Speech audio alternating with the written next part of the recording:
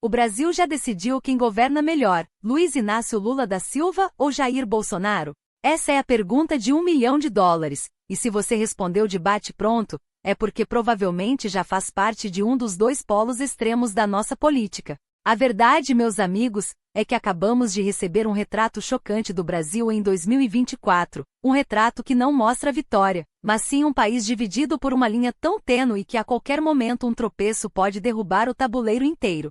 A manchete é clara e poderosa. A pesquisa Paraná Pesquisas aponta que Lula é visto como melhor que Bolsonaro. Mas o que essa manchete não te conta é que essa vitória é, na verdade, um empate técnico com potencial explosivo.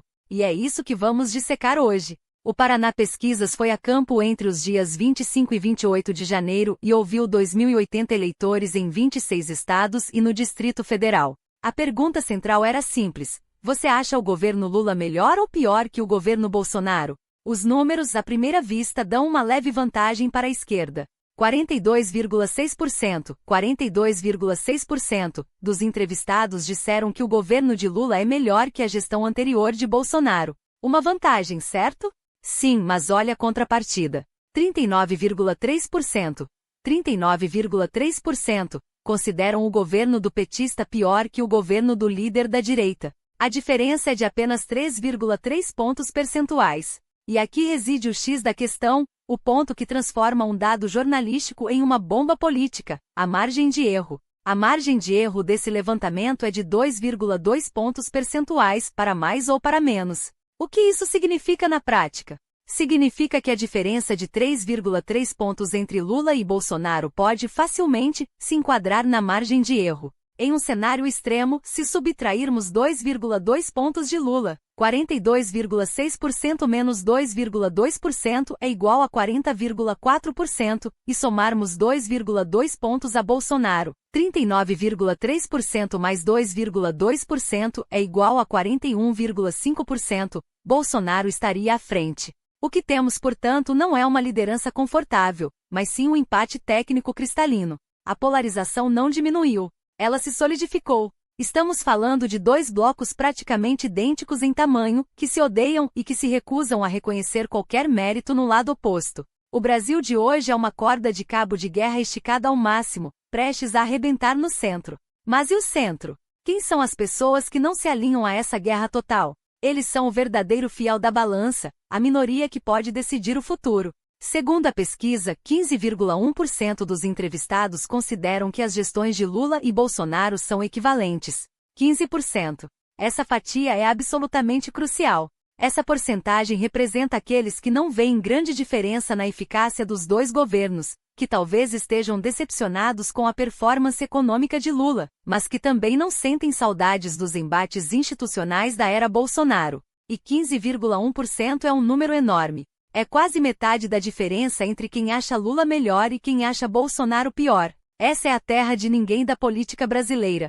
É o eleitor que se preocupa mais com o preço do feijão e a segurança pública do que com a briga ideológica nas redes sociais. E é justamente esse eleitor que os estrategistas de 2026 precisam desesperadamente conquistar. Se a base de Lula, 42,6%, está consolidada, e a base de Bolsonaro, 39,3%, está igualmente consolidada, o jogo não é mais sobre converter o adversário. O jogo é sobre mobilizar a sua base e, principalmente, convencer esse bloco de 15,1% que nenhuma das gestões passadas foi boa o suficiente, ou que uma delas oferece uma promessa de futuro mais estável.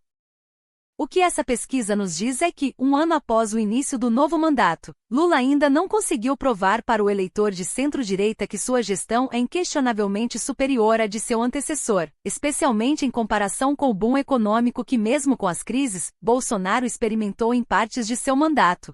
Da mesma forma, Bolsonaro não conseguiu demonstrar que o desgaste de sua imagem após a eleição foi irreversível. Ambos os lados estão empatados na batalha da percepção. E quando a percepção está empatada, quem sofre é o governo no poder, pois ele tem o ônus de provar que a vida melhorou. Pensemos na cronologia. Esta pesquisa foi realizada no final de janeiro, período marcado pela discussão do primeiro aniversário dos atos de 8 de janeiro, o que naturalmente reacendeu o debate sobre a segurança democrática e a responsabilidade política de Bolsonaro.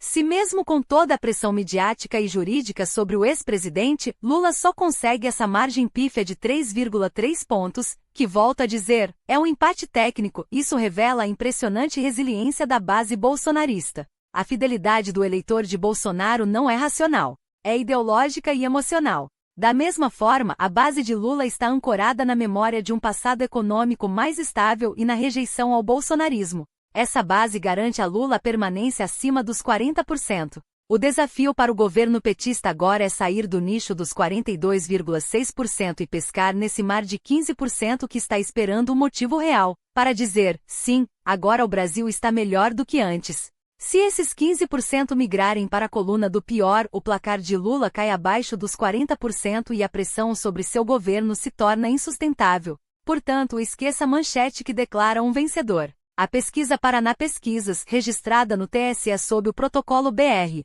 08254-2026, mostra que o Brasil está em uma situação de impasse perigoso. A próxima eleição não será decidida por quem tem a melhor plataforma, mas por quem comete menos erros. Lula tem a vantagem de ser o atual ocupante do cargo, mas carrega a responsabilidade dos problemas diários. Bolsonaro, mesmo inelegível, ainda dita a pauta da oposição e mantém sua força coesa.